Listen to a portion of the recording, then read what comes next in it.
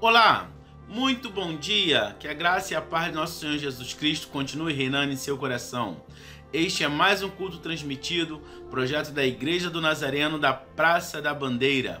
Já vá preparando a sua Bíblia, nós vamos ler hoje no livro de Lucas, no capítulo 24, do versículo 13 em diante.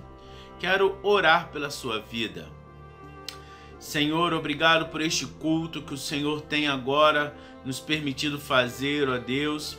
Obrigado, Senhor, por cada um que já está aí, ó Deus, assistindo este culto, se envolvendo, ó Deus, com a Tua palavra, com o Teu Evangelho. Guarda, Senhor, as nossas vidas, guarda, Senhor, o nosso ser.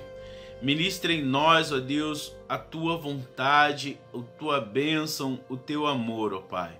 Toma a nossa nação, ó Pai, livra, Senhor, a nossa nação, ó Pai, da corrupção, livra a nossa nação, ó Deus, do coronavírus, livra a nossa nação, ó Deus, da politicagem, ó Pai.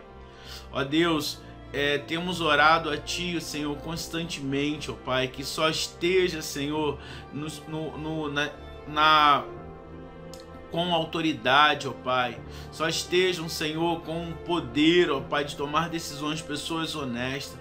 Tira os corruptos, ó Deus, da esfera federal, da esfera estadual, da esfera municipal, Senhor. E que todo corrupto saia, seja retirado, caia, Senhor. E o Senhor coloca ali homens e mulheres, Senhor, honestos, ó Deus. Senhor, trabalha na nossa nação para que possamos, Senhor, não ter mais esse tempo de isolamento, ó Pai. Para que as Tuas igrejas possam voltar a funcionar, ó Pai. Para que nós, Senhor, possamos nos reunir novamente, ó Pai, com nossos irmãos, Senhor. E termos ali, Senhor, a comunhão dos santos, ó Deus. Te pedimos, Senhor, em nome do Teu Filho Jesus Cristo, revela-nos a Tua palavra, o Teu amor, fala conosco, ó Deus, através da Tua palavra. E que essa palavra, Senhor, atinja corações agora, Pai. Tira todo espinho, toda pedra, Senhor. Tira toda sensação, ó Pai, de marginalidade, ó Deus. E que cada coração que vai ouvir esta palavra, ó Pai, seja uma boa terra, porque a Tua palavra é sempre uma boa semente. Assim a Ti oramos, ó Deus. Buscamos a Tua face. Revela-nos a Tua vontade, ó Deus. Em nome de Jesus, encha-nos do Teu Espírito. Para isso estamos jejuando esta semana, Deus. Em nome de Jesus, a Ti oramos. Amém, Senhor, e amém, Jesus. A paz do Senhor, queridos, para você. Que o reino de Deus continue em sua vida. Nós estamos fazendo uma série de mensagens, né, da ressurreição ao Pentecoste. E essas três primeiras mensagens, querido, e hoje a gente fecha esse ciclo, fala sobre como nós agimos, como nós normalmente agimos, como estamos decepcionados com Deus, os erros e acertos que cometemos nesse período. E hoje nós vamos falar sobre como Jesus age conosco quando nós estamos decepcionados com Deus. Como esse amor de Jesus é imenso, irmãos. Como eu fui abençoado preparando essa palavra. E o meu desejo é que o Espírito Santo aqueça o seu coração durante essa palavra. Essa é a minha oração, para que o Espírito Santo aqueça o seu coração, para que você sinta o arder da chama do Espírito Santo, como aconteceu com esses homens nessa mensagem que nós vamos ler. Nós vamos falar sobre os dois discípulos no caminho de Emaús. E é uma mensagem, irmãos, assim, muito abençoadora. Então abre aí a sua Bíblia no livro de Lucas, capítulo 24, versículo 13, ok? Então Lucas 24, 13. Eu convido você a passar esse link desse culto para os seus amigos, para a sua família, chamá-los para cultuar com você. Deus tem uma palavra para você nesta manhã, ok? Domingo, um dia de sol abençoado, né? Então há um mover de Deus. Vamos lá. Naquele mesmo dia, dois deles estavam a caminho para uma aldeia chamada Emaús, distante de Jerusalém, 60 estádios. E iam conversando a respeito de todas as coisas sucedidas. Aconteceu que, quando conversavam e discutiam, o próprio Jesus se aproximou e ia com eles. Os seus olhos, porém, estavam como impedidos de o reconhecer. Então lhe perguntou Jesus: que é isso que vos preocupa, e de que ides tratando à medida que caminhais? E eles pararam entristecidos. Um, porém, chamado Cleopas, respondeu, dizendo: és o único, porventura, que, tendo estado em Jerusalém, ignoras as ocorrências destes últimos dias? Ele lhe perguntou: quais? E explicaram o que aconteceu a Jesus, o Nazareno, que era varão profeta, poderoso em obras, palavras diante de Deus e todo o povo. Como os principais sacerdotes e as nossas autoridades o entregaram para ser condenado à morte e crucificaram. Ora, nós esperávamos que fosse ele que havia de redimir a Israel.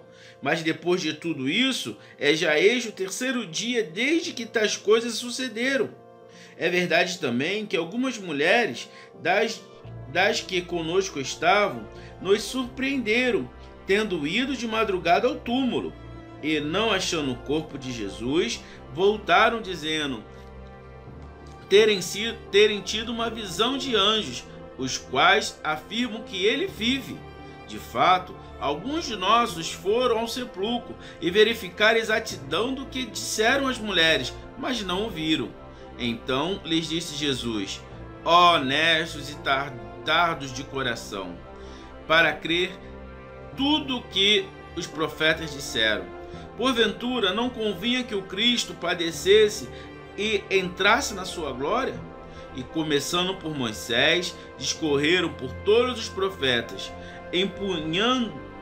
expunha-lhes o que a seu respeito constava em todas as Escrituras. Quando se aproximaram da aldeia para onde iam, fez ele menção de passar adiante. Mas eles os constrangeram, dizendo: fica conosco, porque é tarde e o dia já declina. E entrou para ficar com eles. E aconteceu que, quando estavam à mesa, tomando ele o pão, abençoou e, tendo partido, lhes deu. Então se lhe abriram os olhos e reconheceram, mas eles desapareceu da presença deles. E disseram um ao outro: porventura não nos ardia o coração quando ele, pelo caminho, nos falava, quando nos expunha as Escrituras? E na mesma hora levantou-se, voltaram para Jerusalém, onde acharam reunidos 11 outros com eles, os quais diziam: o Senhor ressuscitou e já apareceu a Simão. Então os dois contaram o que lhe acontecera no caminho e como fora por eles reconhecidos no partir do pão. Que maravilha, né? Jesus, ele tem assim uma paciência conosco, irmãos, maravilhosa. Então vamos falar um pouquinho sobre isso. O tema da mensagem de hoje, dessa série da ressurreição ao Pentecoste, lembrando que hoje então fazem 21 dias, né, até na nossa contagem até o Pentecoste, né? E hoje é um dia de bênção, né? Estamos chegando lá. E continuamos ainda nesse primeiro dia da ressurreição. Falamos sobre as mulheres no túmulo. Semana passada falamos sobre os discípulos que foram, né, até o túmulo visitar. E agora esses dois discípulos que estão no caminho de Emaús. Existe em nós, amados, uma grande dificuldade de entendermos a vontade de Deus em meio às perdas. Hoje nós vamos tratar como o tema é deixando de estar decepcionado com Deus. Ok? Esses discípulos, mesmo com o testemunho das mulheres e sabendo que Pedro e João não haviam achado o corpo, se recusavam a crer na ressurreição e decidiram provavelmente voltar para a sua vida cotidiana. A Bíblia não diz exatamente aquilo que eles foram fazer ali em Emaús. Emaús era uma pequena aldeia, um lugar de passagem, mas eles não foram apenas passar por Emaús, eles foram para Emaús. A Bíblia vai dizer que a cidade de Emaús ficava a 600 estádios, né, de onde eles estavam. Cada estádio ele poderia variar no contexto judaico, romano ou grego, né? Que eram as medidas que tinham na época, mas em média daria em torno de 10 quilômetros. Então era uma caminhada de 10 quilômetros, em torno de 2 horas, de 2 a 3 horas andando em média, né? A passos contínuos. Então uma caminhada de 10 km, em torno de 2 horas caminhando. Então eles decidiram, né, já no meio do dia ali, eles irem para Emaús e ficar ali, provavelmente para retomar a sua vida, né? Porque o projeto Jesus, ele, na concepção desses dois homens, ele tinha sido frustrado. Não tinha mais esse projeto para eles continuarem. E aí eu queria que você continuasse com a sua Bíblia aberta, que a gente vai ver alguns pontos aí bem interessantes. Por exemplo, no versículo 2 e 3, mostra que eles iam comentando sobre tudo que haviam visto, né? Eu imagino os comentários deles, né? A gente aqui fica, na hora de preparar a mensagem, a gente fica tentando imaginar aquilo que estava acontecendo ali na hora. E não eram dois dos apóstolos, eram dois dos discípulos. A Bíblia diz que Jesus ele tinha 70 discípulos, dos quais ele chamou 12 para serem apóstolos. Então esses dois homens eram do colégio do discipulado de Jesus, desses 70. Um era Cleopas e o outro a Bíblia não chega a dizer o seu nome. Mas eles iam ali comentando, irmãos, eu imagino um comentário muito carregado de tristeza, de dor, de decepção, né? Não era um comentário de ânimo, um comentário de alegria, né? Afinal de contas, eles tinham desistido do projeto do evangelho, a qual eles tinham sido, estavam já envolvidos há 3 anos, né? Em momentos de tristeza, é importante, queridos, que mesmo com toda esta dor, com toda essa decepção, você comente sobre as suas tristezas. E aí eu quero, primeira coisa, te chamar a atenção aqui, repetindo aquilo que falamos semana passada: não se isole em momentos de dor. Esses discípulos decidiram caminhar, né, fazer uma caminhada, voltar ao lugar que eles provavelmente moravam, mas o interessante é que eles foram em dupla e foram conversando, né? E nós vamos perceber que esse trecho mostra que Jesus se aproximou deles. Então, Jesus se aproxima, irmãos, sempre de pessoas que não se isolam. Em momentos de tristeza, comente sobre elas. Não guarde só para você. Jesus se aproxima de nós quando falamos de nossas tristezas, quando questionamos e procuramos entender o que houve.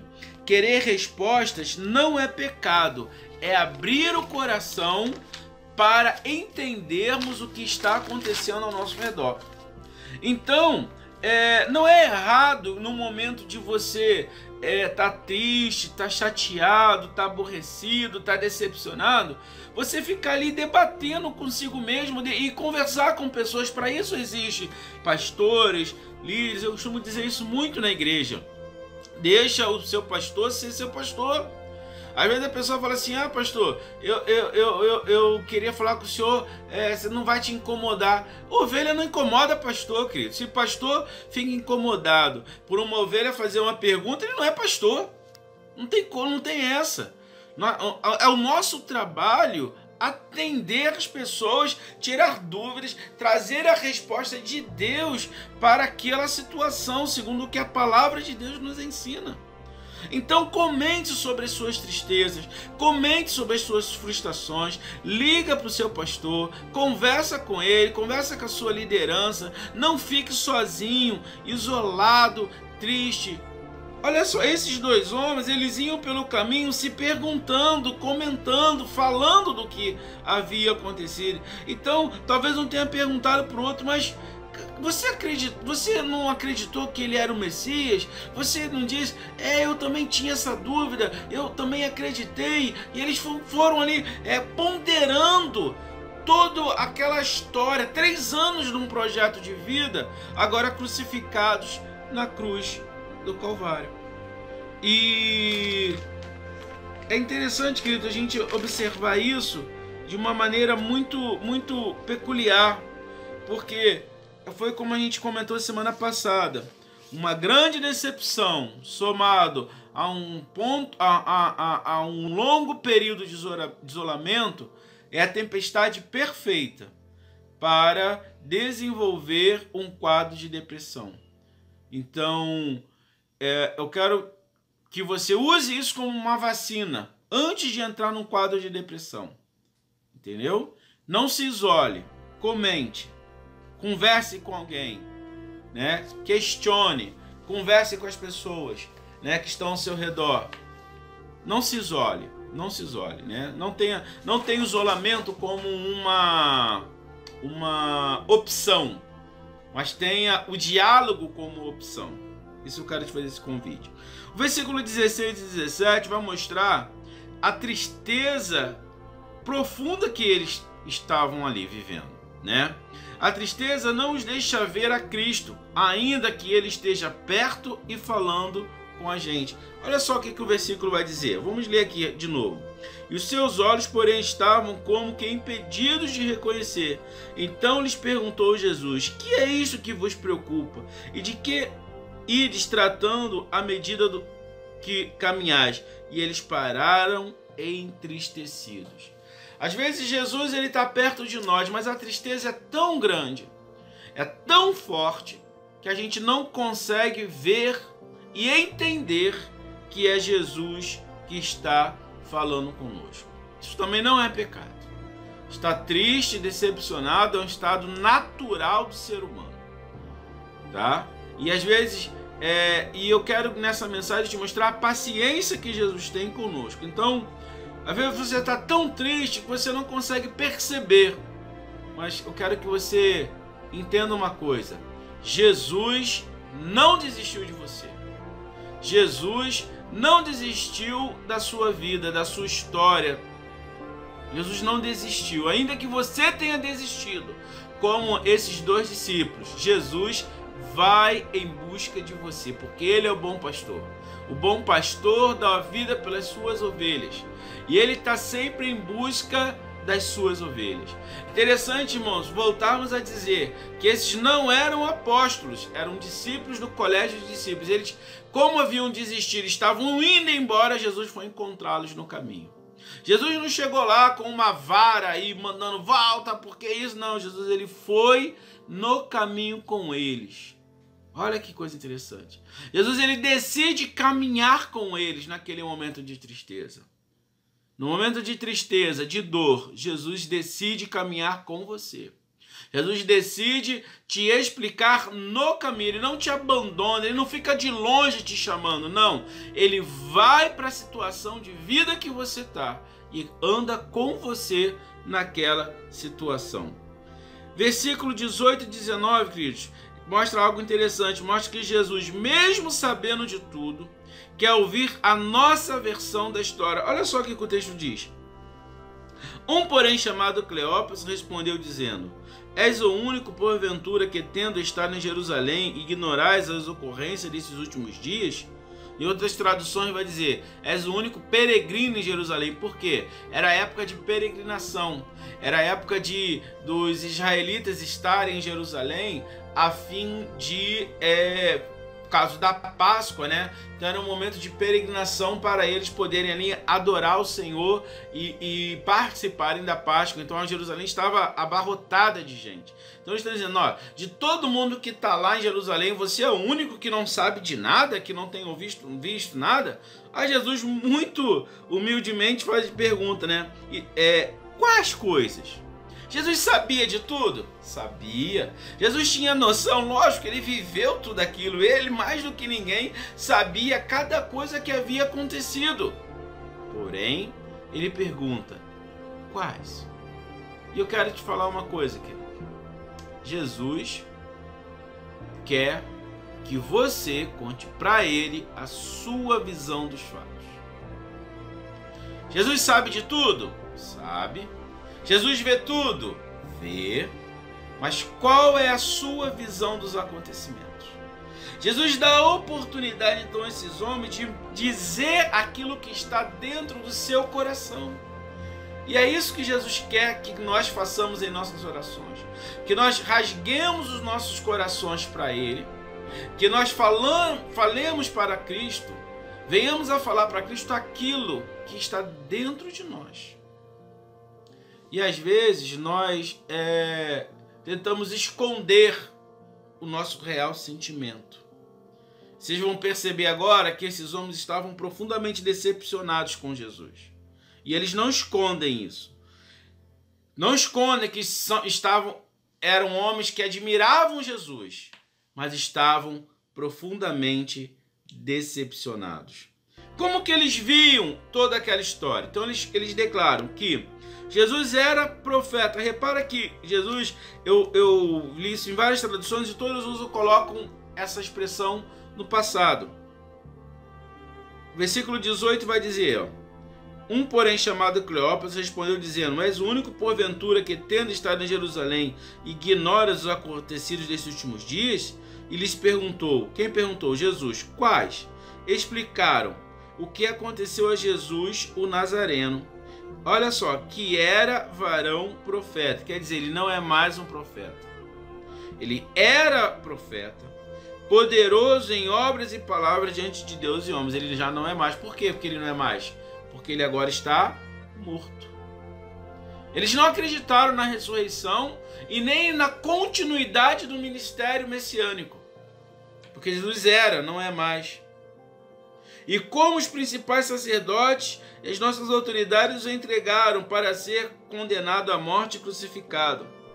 Às vezes, querido, nós esquecemos que Jesus ele continua sendo o profeta. E aquilo que ele falou sobre nossas vidas não muda. Jesus ele é profeta no sentido que ele trouxe a mensagem do Pai para nós. Ele é o sumo profeta. E eu quero te dizer isso. O que Deus falou com você não é invalidado pelo tempo. Jesus não era, ele é. Mas na concepção daqueles homens, Jesus era. E às vezes a gente acha que Jesus era em nossas vidas. A gente se esquece das promessas de Deus, daquilo que Jesus falou sobre nós. E colocamos isso no passado. Não invalide, querido. Se você está com esse sentimento, converse com Deus. Converse com Deus e fala: Senhor, eu estou deixando de acreditar nas suas palavras. Eu estou num estado emocional, Senhor, num estado de pensamento, Senhor, num afastamento de Ti tão grande que eu estou indo embora. Eu estou desistindo de caminhar contigo, estou voltando, ó Deus, para onde o Senhor me achou. Porque eu estou deixando de acreditar em Ti. Porque Jesus era o profeta, segundo eles. Esse profeta, foi entregue à morte. E a esperança deles havia morrido. Olha o que o 21 diz. Ora, nós esperávamos que fosse ele que havia de redimir Israel. Mas depois de tudo isso, é já este o terceiro dia desde que tais coisas sucederam. Eu esperava que Jesus fosse aquele que iria trazer a restauração. Investimos a nossa vida nisso, mas ele agora já está morto. Esperamos até 3 dias, mas não aconteceu nada. Estamos indo embora. A esperança deles de redenção de Israel estava agora destruída, morta há 3 dias.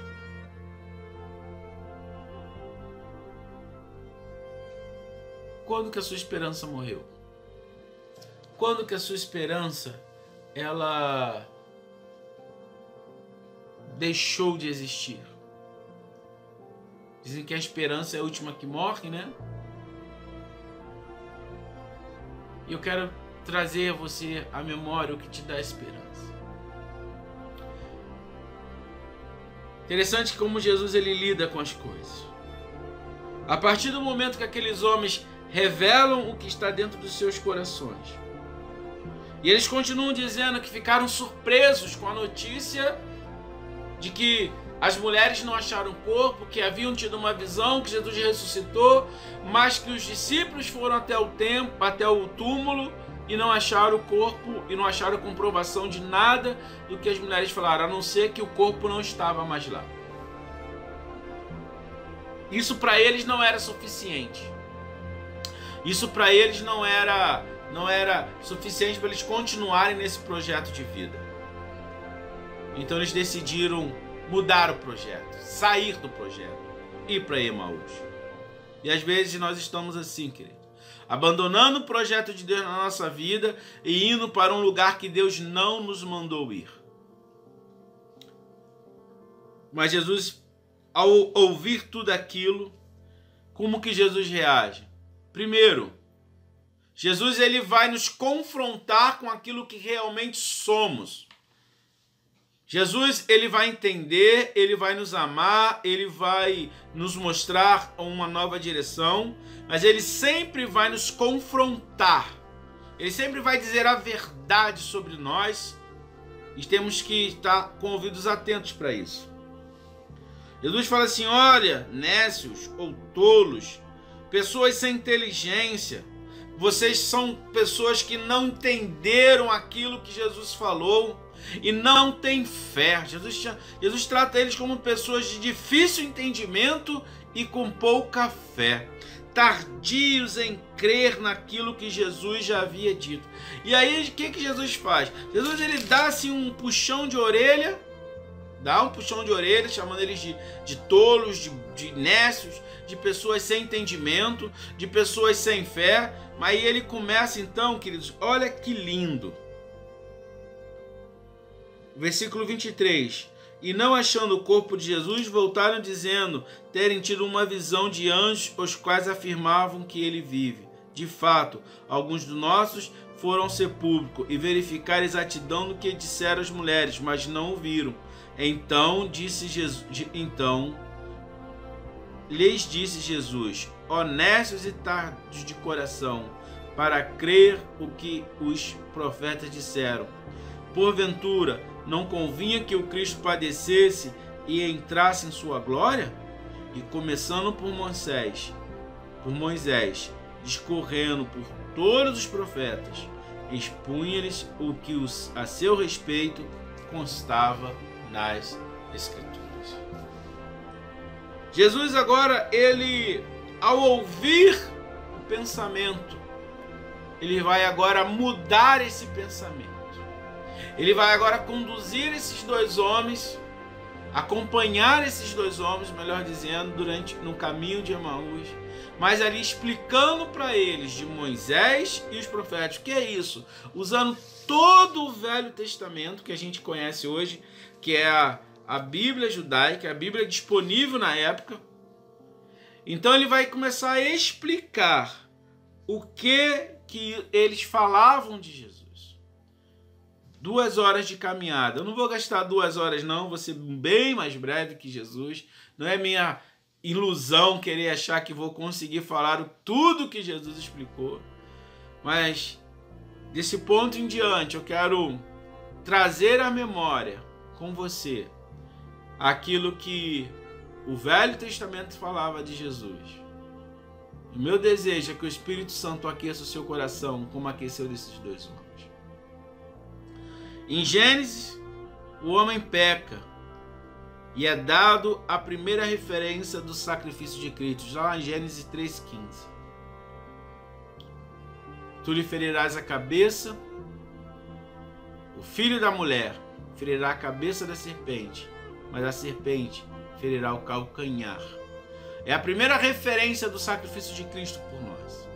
Talvez Jesus tenha usado essa passagem para explicar a ele que Jesus é o Filho que havia de nascer e que a morte na cruz é uma ferida no calcanhar comparado à vitória de Cristo sobre o inimigo que vai pisar na cabeça da serpente. O diabo já perdeu. Você pode olhar para a sua vida e dizer: o diabo já perdeu. Cristo, o Senhor, venceu, pois ele esmagará a cabeça da serpente. Em Êxodo, quando Moisés estava anunciando a Páscoa, Jesus é o Cordeiro de Deus que morreu para que muitos estejam vivos. Jesus é o Cordeiro que salvou a vida de todos.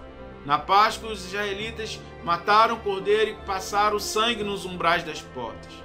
Jesus é o Cordeiro de Deus que foi morto para nós vivermos. Em Levítico, quando foi instituído o sacrifício pelos pecados, Jesus é o sacrifício perfeito para que todo aquele que nele crer tenha o perdão dos seus pecados e a vida eterna. Em Números, podemos ver ali Moisés levantando uma serpente. O próprio Jesus disse isso a Nicodemos, lá em João capítulo 3. Assim como a serpente foi levantada naqueles dias, importa que o Filho do Homem fosse levantado, para que todo aquele que olhar para o Filho do Homem, crer no Filho do Homem, para crer em Jesus, seja salvo. Em Deuteronômio, queridos, capítulo 15, assim como os escravos devem ser libertos a cada 7 anos, no ano do jubileu, a morte e ressurreição de Cristo liberta o homem de todo pecado, para aquele que aceita sua graça, seu amor e seu perdão. Livro de Josué, assim como o fio vermelho de escarlate, né? O fio vermelho que Raabe colocou na janela para ser protegida, aponta para o sangue de Cristo, para o seu sacrifício, para a sua ressurreição, que também nos protege e nos limpa de todo pecado. Em Juízes, assim como o pecado atrai a perseguição e a tristeza, a dor em Israel, no povo santo de Deus, mas o Senhor, com misericórdia, quando o povo clama, envia um juiz para libertar o seu povo das consequências do pecado, quando o seu povo se arrepende. Jesus também veio para libertar o seu povo do pecado, mediante o arrependimento e da condenação das consequências de morte e de inferno que o pecado traz. Em Samuel 1 e 2, assim como o povo recusou ser apacentado por Deus através de Samuel, que foi o último juiz, Jesus também foi recusado pelas lideranças religiosas. Reis e Crônicas, que contam os reinos de Israel e mostram que todos os reis pecaram diante de Deus, cometeram alguma coisa em suas vidas, algo que os manchasse, mesmo os bons reis. Mas veio um para governar todo o reino, para governar a nossa vida. Não um rei feito por mãos humanas, porém um rei que vai governar em nossos corações. Esdras e Neemias, que mostram a edificação do templo e dos muros de Deus, sendo Cristo o rei e sumo sacerdote. Por isso, ele teve que morrer, para mostrar que com ele, como ele mesmo disse, ele vai destruir o templo e em 3 dias o reedificará, porque ele, Jesus, é o templo de Deus em nós, entre os homens, que foi derrubado no madeiro da crucificação, mas reedificado naquele domingo de ressurreição. O rei ressuscitou. Esther, assim como a rainha Esther se tornou rainha, nascendo entre os cativos de Israel para salvar o seu povo, Jesus nasceu entre os cativos do povo, no mundo dominado pelo Império Romano, para salvar a toda a humanidade. Não de um jugo terreno, mas do jugo do pecado, através do seu sacrifício, da sua morte e ressurreição. Jó mostra que uma vida religiosa de integridade moral não são suficientes para conhecer a Deus. Jó era um homem reto, um homem temente a Deus, um homem religioso, mas um homem que não conhecia Deus. É preciso se relacionar com Deus. Para isso, Jesus nasceu entre os homens, se fez homem entre nós, para mostrar à humanidade que Deus sempre quis se relacionar conosco como uma família. Por isso Jesus ele nasceu como homem, viveu como homem e morreu como homem. Mas sendo homem e Deus, ressuscitou para nos mostrar que há salvação para aquele que é fiel. Salmos, Provérbios, Eclesiastes apontam para que o reino de Deus é uma vida com Cristo de louvor, sabedoria e reflexão. E Salmos, querido, eu quero destacar aqui algumas coisas bem interessantes em Salmos, porque Salmo é uma coletânea é um inário, mas ele é altamente messiânico. Salmo 41, 9, 55, 12 a 14, depois você pode anotar e conferir. Ele fala da traição de Judas. Salmos foram escritos cerca de 1000 anos antes de Jesus nascer. E esses salmos falam da traição que Jesus iria sofrer sobre Judas. Salmo 35, 11 fala das testemunhas falsas que acusaram Jesus. Salmo 109, 25 e Salmo 22, 7 a 8 fala sobre a zombaria sofrida por Cristo. Eu quero ler alguns salmos com você. Abre aí comigo. Salmo 22, 7 a 8.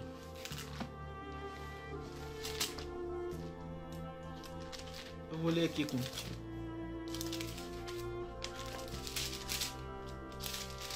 22, 7 a 8. 27, 25, 22. Diz assim esse salmo, olha só. Todos os que me veem zombam de mim, afrouxam os lábios e manejam a cabeça. Confiou o Senhor, livra-o, ele, salve, pois nele tem paz. Falando sobre todos que zombavam de Jesus. Salmo 109, versículo 25. Leia aí comigo. Salmo 109, versículo 25. Fala assim, ó. Tornei-me para eles objeto de opróbrio, quando me veem, meneiam a cabeça. Da zombaria que Jesus sofreu. Salmo 22, 16. Abra aí comigo.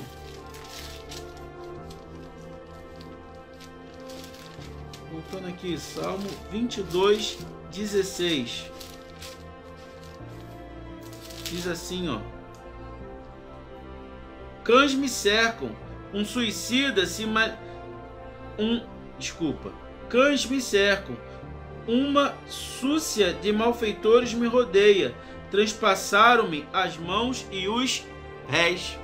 Olha só, sobre Jesus sendo transpassado e sobre ele estar ali entre dois ladrões, entre dois malfeitores.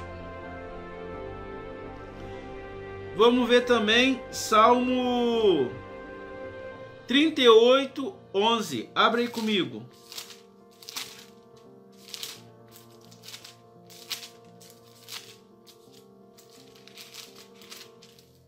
Diz assim: os meus amigos e companheiros afastaram-se de mim, afastaram-se da minha praga, e os meus parentes ficam de longe. Jesus ele foi abandonado por todos durante a crucificação.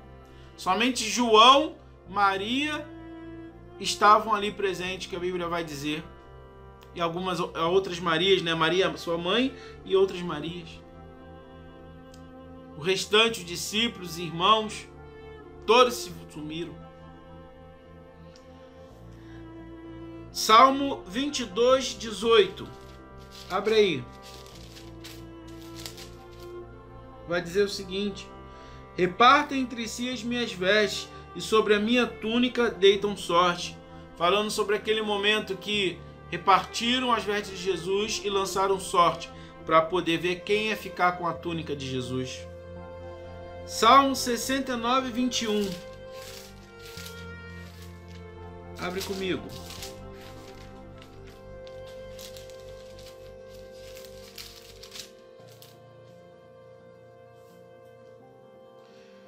Por alimento me deram fel, e na minha sede me deram a beber vinagre. Olha!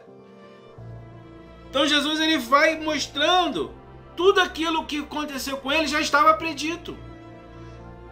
Deram a beber vinagre. Salmo 31, 5.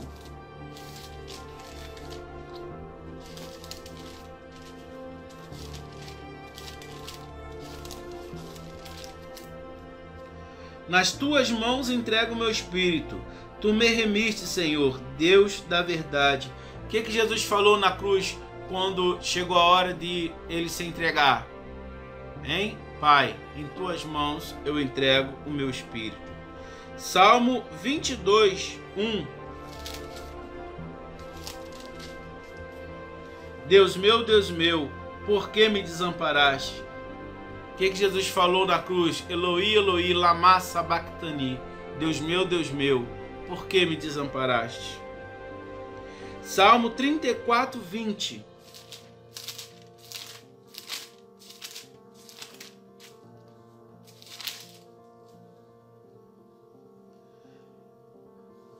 Preserva-lhe todos os ossos, nenhum deles sequer será quebrado.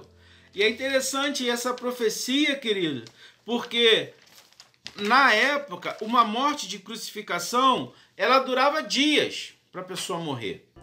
Que a pessoa era pendurada na cruz de forma que as suas costelas pressionassem o seu pulmão para ela não respirar. Então, para ela respirar, ela tinha que fazer força nos braços e nas pernas, já pendurados, transpassados, levantar o corpo, pegar um pouco de ar para conseguir falar. Então, cada vez que Jesus falava, ela sentia uma dor profunda. Então, aquele movimento ia se repetindo até a pessoa que ficar em exaustão, né, não aguentar mais falar e morrer por asfixia. Então, ela morria por não conseguir respirar, como se estivesse morrendo afogado, pendurado. Essa era a morte de cruz. Isso às vezes levava 2, 3, 4 dias. Quanto a pessoa aguentasse ficar ali. Dificilmente ela morria em poucas horas, como aconteceu com Jesus.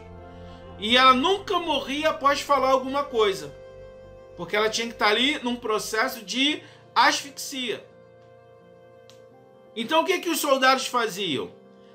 Para acelerar a morte, eles quebravam as pernas do condenado, para que o condenado não tivesse como se levantar para respirar.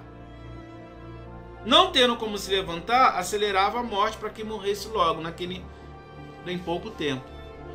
Quando foram quebrar as pernas dos dois malfeitores que foram crucificados com Jesus, e chegaram em Jesus, ele já estava morto. E ele morreu logo após falar: Pai, em tuas mãos eu entrego o meu espírito. Que a gente viu agora que é um salmo. Estava em Salmos essa palavra. Jesus, ele cumpriu toda a escritura. Entendeu? E aí até o soldado fala: verdadeiramente esse é o Filho de Deus. Porque eles já deviam ter feito diversas crucificações. Nunca viram aquilo na vida deles. Então Jesus ele vai explicando aos seus discípulos tudo isso. Então, Salmos, né? Vamos voltar aqui. Aí vem.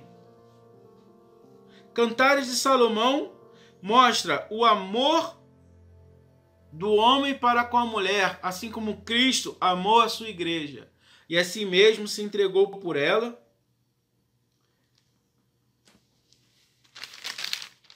Isaías, um dos profetas mais messiânicos que tem, podemos destacar diversos, igual fizemos em Salmo, mas eu quero destacar apenas Isaías 53.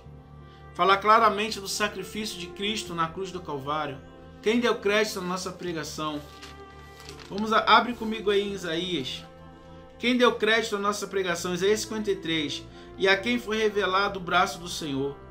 Porque foi subindo como renovo perante ele, como raiz de uma terra seca, não tinha aparência nem formosura, olhando, mas nenhuma beleza via que nos agradasse. Aqui está falando do período de Jesus na crucificação, no caminho da crucificação.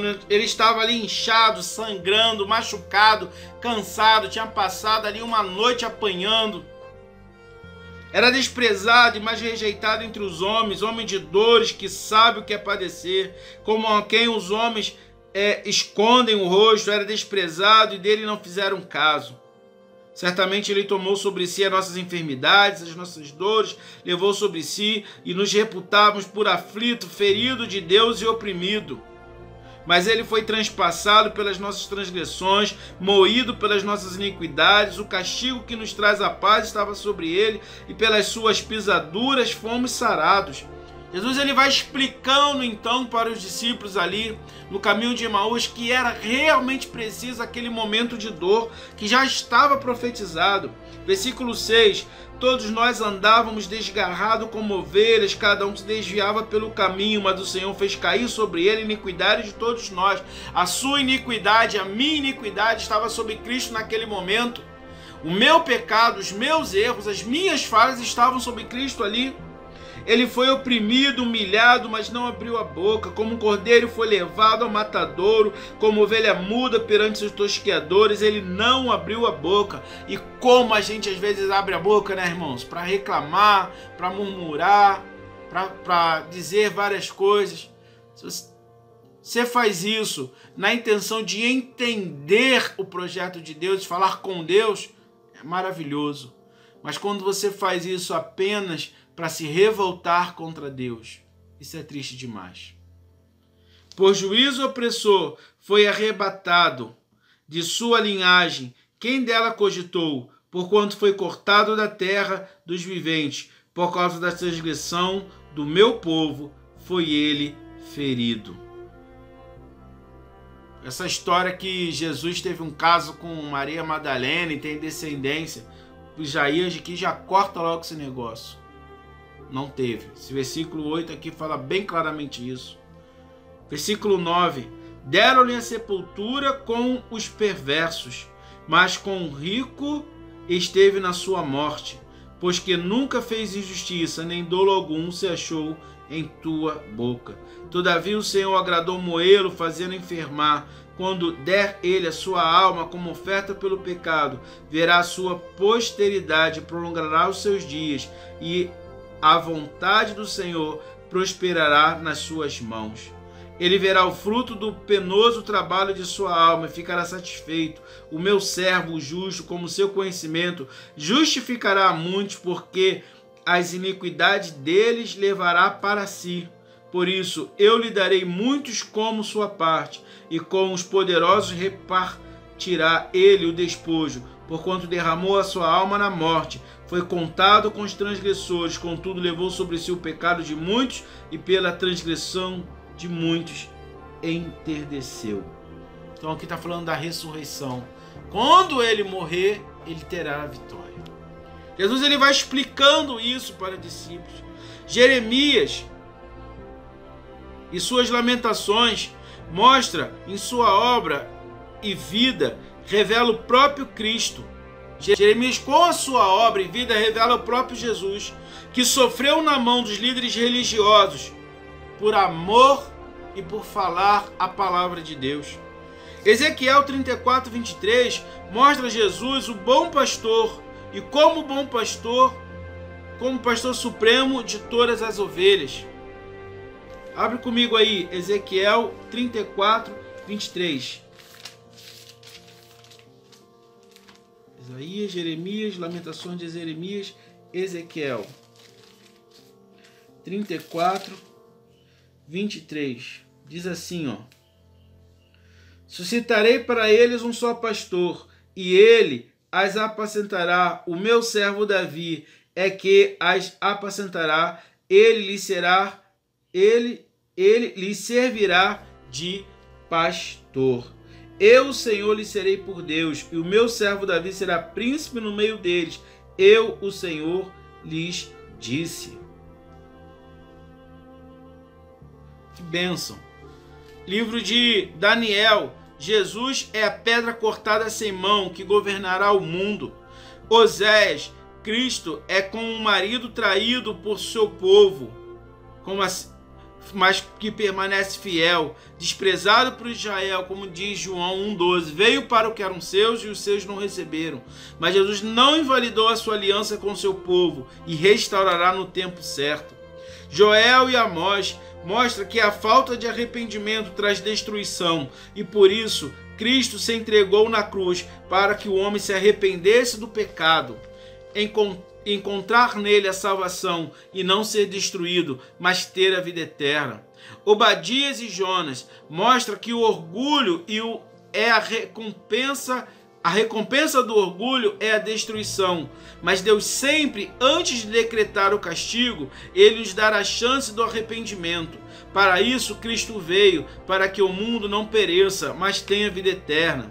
Miqueias 5:2 fala algo interessante, mostra que de Belém havia de sair o Salvador. Belém, a menor das cidades, né? Fala ali que dali seria o Salvador. Naum a Malaquias mostra, querido, que a consequência do pecado é a destruição, mas a bênção existe através do arrependimento. Sendo assim, aponta para Cristo que veio para tirar o pecado do mundo. Quero destacar aqui entre Naum e Malaquias, Zacarias.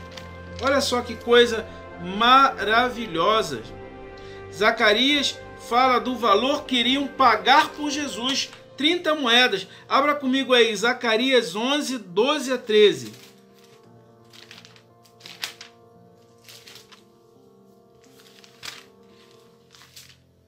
Zacarias. Daniel.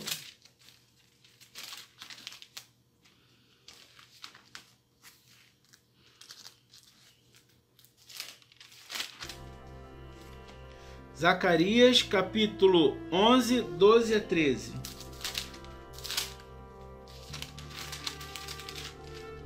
Diz assim: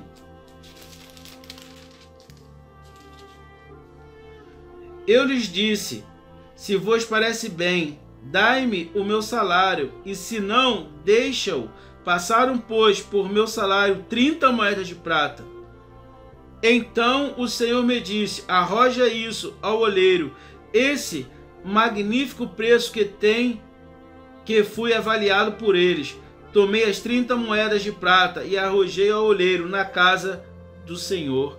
Sabe qual é interessante? Quando fala esse magnífico preço, é uma ironia, porque 30 moedas não era nada praticamente naquela época, não era nenhuma grande fortuna, não era nada que mudasse a vida de alguém. E o que acontecia? O oleiro era tido como uma profissão que fazia coisas baratas, vasos baratos. E Jesus, quando foi vendido por 30 moedas de prata, 30 moedas, né, melhor, Judas devolve aquelas moedas para os líderes religiosos e eles falam, não vamos botar isso no ofertório porque é preço de sangue, não convém. Sabe o que eles fazem? Compram o campo do oleiro, como aqui em Zacarias afirma. Então Jesus ele vai mostrando que tudo o que aconteceu com ele já estava no projeto de Deus. Ele vai explicando isso aos discípulos. Os discípulos têm um coração então aquecido. Vai comigo agora, vamos voltar lá em Lucas 23. Abre comigo aí. Ao ouvir toda essa explicação, né, 2 horas, 3 horas ali de caminhada com Jesus, Jesus com certeza foi muito, muito além, muito mais profundo do que essa pincelada que nós demos aqui. Mas olha só que coisa linda.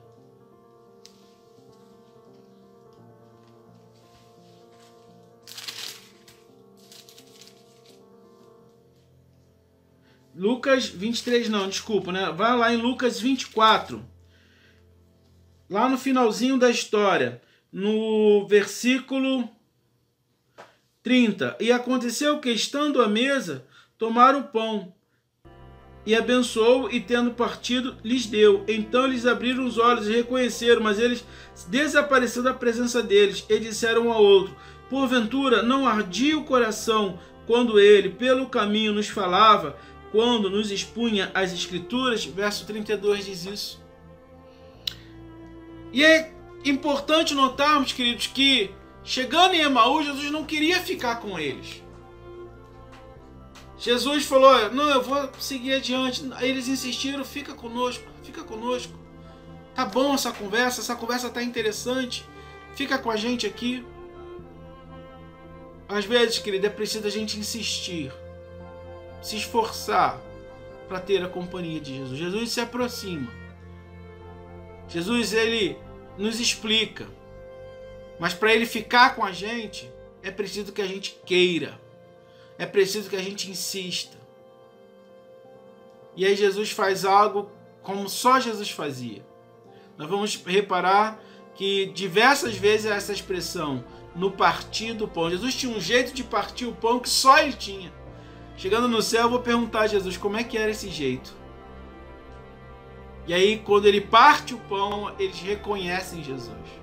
Porque só ele partiu o pão daquele jeito. E agora, olha que coisa interessante. Os discípulos que haviam abandonado o projeto, eles decidem voltar para o projeto. Eles fazem agora umas 2 ou 3 horas de caminhada para Jerusalém. Encontram os discípulos, os 11, reunidos, orando. E aí ouvem, não, o mestre já apareceu até para Simão. E eles relatam tudo o que viveram com Jesus naquele caminho. Eles decidiram sair do caminho. Eles decidiram voltar para o caminho. Você, querido, talvez tenha decidido abandonar o Evangelho. Mas Jesus está trazendo aqui nessa palavra uma mensagem. Não desista. Há um projeto de Deus para a sua vida. Há um projeto de Deus e o conjunto de todas as coisas ocorrem para o bem daqueles que amam a Deus. Não abandone por causa das dificuldades. Não abandone por causa da tristeza, por causa da dor, por causa do sofrimento. Não abandone. Há um projeto de Deus para a sua vida. E esse projeto não é invalidado pelas circunstâncias. É preciso, às vezes, que a gente passe por algumas coisas para entender outras. Esses homens saíram de Jerusalém profundamente entristecidos, chateados, tristes, decepcionados, achando que a sua vida, seu projeto de vida havia acabado. Mas entenderam, à luz da palavra, que era tudo um plano de Deus. E é essa a mensagem que eu tenho de Deus para ti nesta manhã. Viva o plano de Deus. A parte agradável e a parte não tão agradável. Mas viva dentro do plano de Deus. Porque ao seu tempo certo, você vai colher o que Deus tem plantado na sua vida. Você vai colher. Não desista. Não se feche. Mas viva o plano de Deus. Coloca a mão sobre o seu peito e quero orar por você. Senhor, obrigado por esse meu irmão, minha irmã, ó Pai, que ouviu esta palavra nessa manhã de domingo.